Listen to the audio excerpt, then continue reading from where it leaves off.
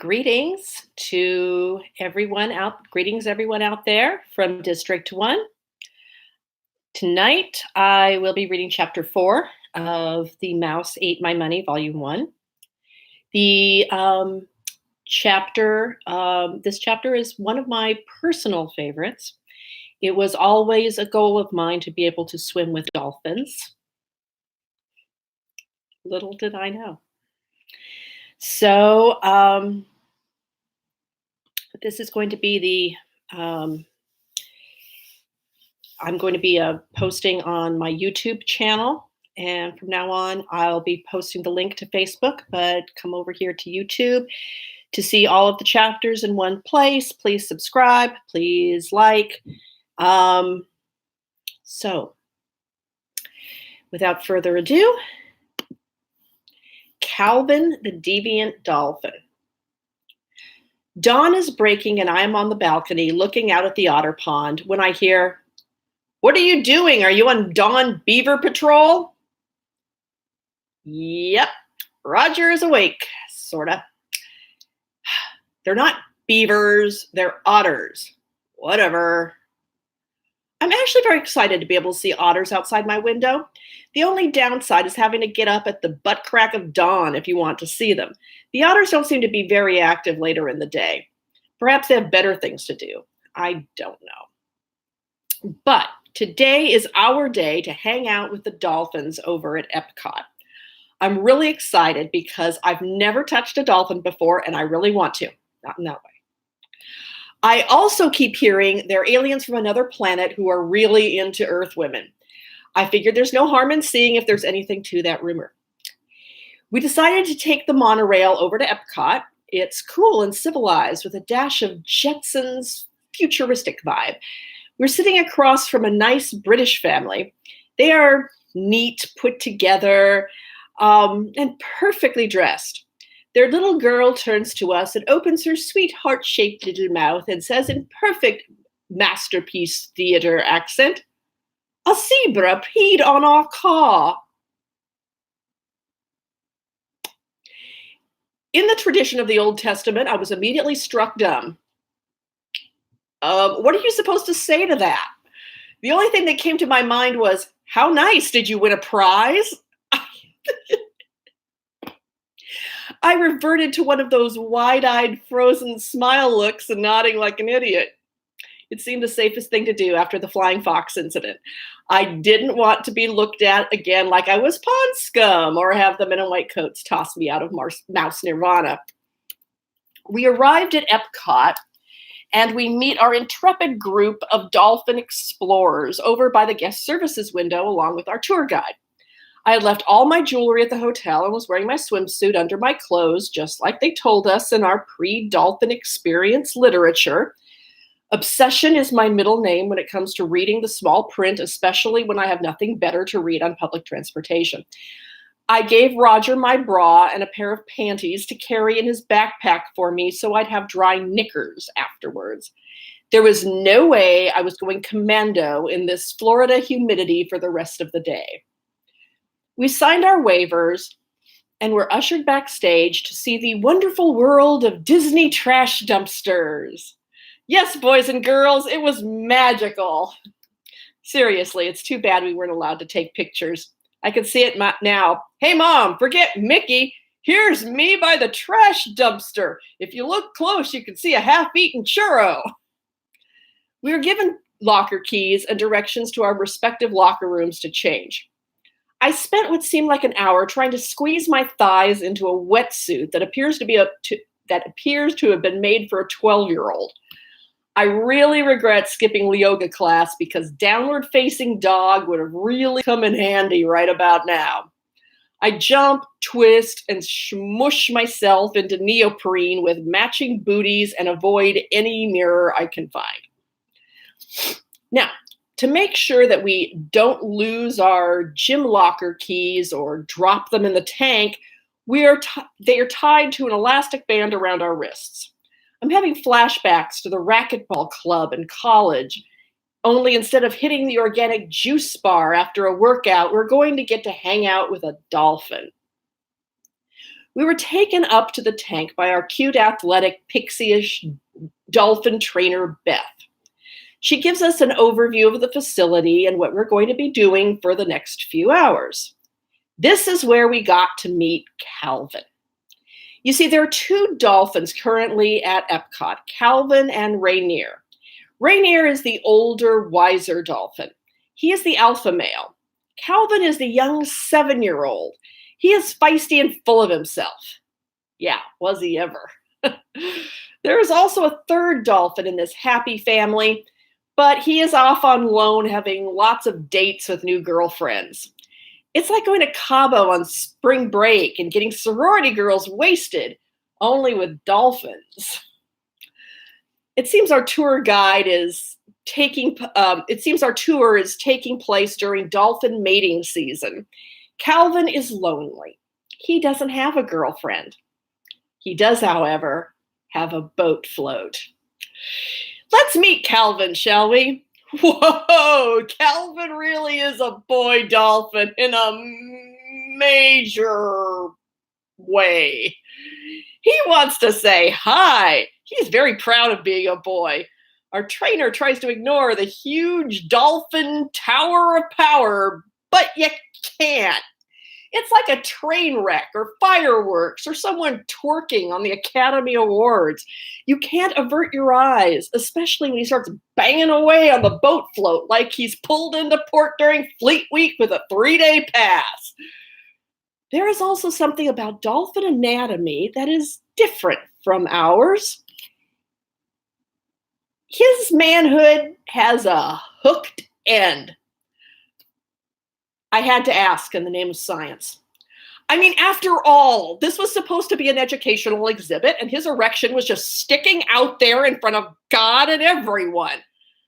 I throw discretion to the wind and turn to Beth, the dolphin lady. Excuse me, why does Calvin have a hooked penis? Beth looks at me in frozen horror, but to her credit, she never stops smiling. Well, so in the wild, when dolphins mate, the females can't swim away. Great. Just picture yourself as a lady dolphin for a moment.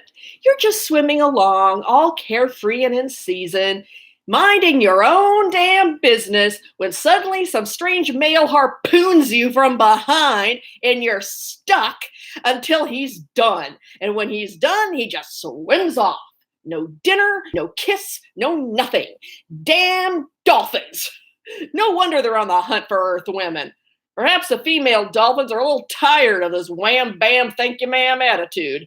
Can't say I blame them. And since the Mexican Riviera is a prime spring break destination for drunken co-eds, is there any wonder why there are lots of dolphins down there?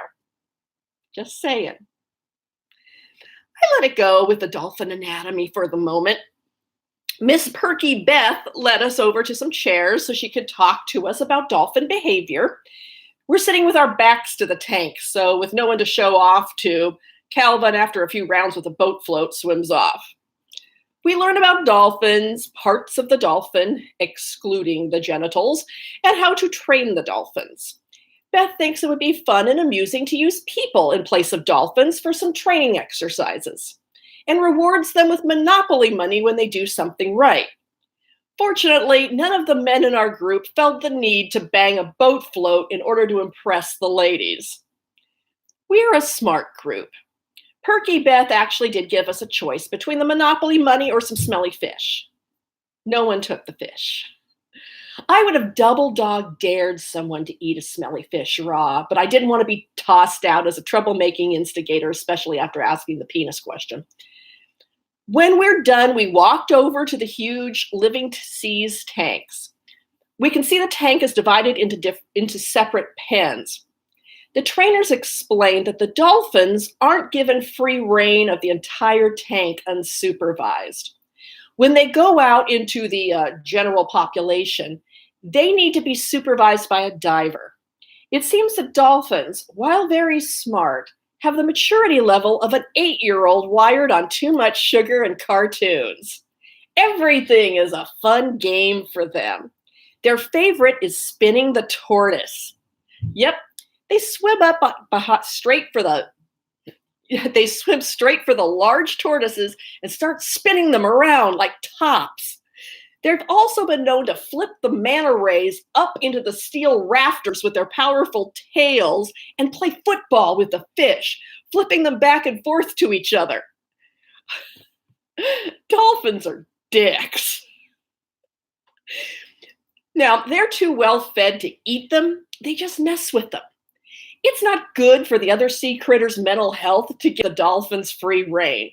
I know a fish has a brain the size of a grape, but I imagine it's no fun being hit back and forth like a shuttlecock for dolphin entertainment. Now, we're getting ready to go into the tank in the shallow end. The water is about 70 degrees, and you never get up farther than your waist, so you don't have to know how to swim. I must mention my own water issues here. I like swimming. I prefer warmer water than this. Remember the cold water under my bum on Kali River Rapids and how that cranked me out for about half an hour? Okay, maybe an hour. The reason for this water angst is I've nearly drowned 3 times as a child. It was starting to be a party game at family reunions. So I don't like people dunking me or making sudden moves regarding my person when I'm in the water. That being said, the trainer told us to make sure we weren't wearing anything that could scratch the dolphins, not to make any loud noises that would discourage the dolphins, and not to pet them by their face or private parts. Calvin was now being a good boy, and it was probably a good idea not to get him all riled up again, so I wasn't planning on going anywhere near his private parts with my hand.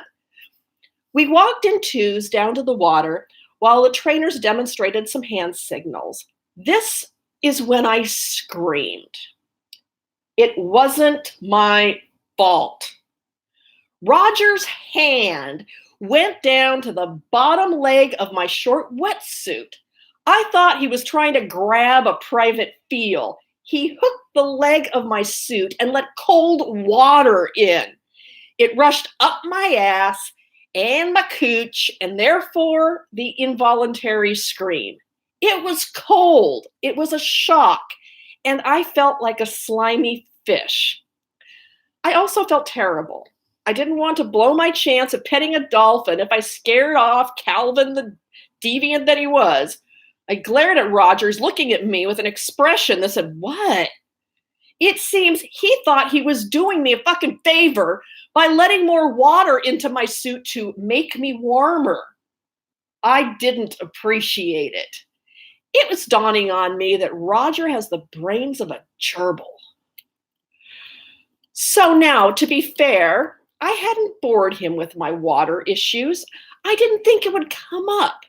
But now there is more water around my bum than there was before, or at least it feels that way. Gee, does this wetsuit make my butt look big? I feel like a Macy's parade balloon with a huge ass. This is not improving my mood and not making my vacation magical. I take a breath, step out of the water, try to empty the extra water out of my suit, still feel gross, take another breath, smile, get back to the pool, apologize to everyone for my scream and for my water issues. Fortunately, it doesn't faze Calvin in the slightest. He swims right over. We got to pet him and didn't have to deal with this massive dolphin hook of love. Beth took our picture with Calvin as well. He was a good boy and minded his manners. All in all, I think we spent about 30 minutes in the water. It was great fun. After our dolphin time, we headed back to the lockers to change. They had showers as well if you wanted to hose off or wash your hair. As I was changing, I realized I didn't have my underwear. Roger still had it. I debated walking into the boys' bathroom and then thought some of them might freak out. I decided I could go commando until we got back to the hotel. My next plan to get Roger back for the water incident would be to announce to everyone that I had to run around the House of Mouse with no knickers because my boyfriend had my panties in his bag. My cunning plan was foiled as one of the girls handed me my underwear. Gerbil brained that he is, he did figure this out and handed my unmentionables to the first female that came out of the bathroom. Well, after being given free Cokes and t-shirts made from recycled plastic, but looking and feeling like real cotton, we headed to the bus to take us back to our resort. We had some water mouse time planned out on the lake before dinner that night. Little did we know. Tomorrow, we will be reading Attack of the Bad Burrito. So, that was my experience with Calvin the Deviant Dolphin. And that bit about Calvin is all 100% true. Yes, there are some things in this story, changed names, things that I've shuffled about, things that I've added fictional elements to, but Calvin, all real, all 100% real. Yeah. So I am going to go have dinner.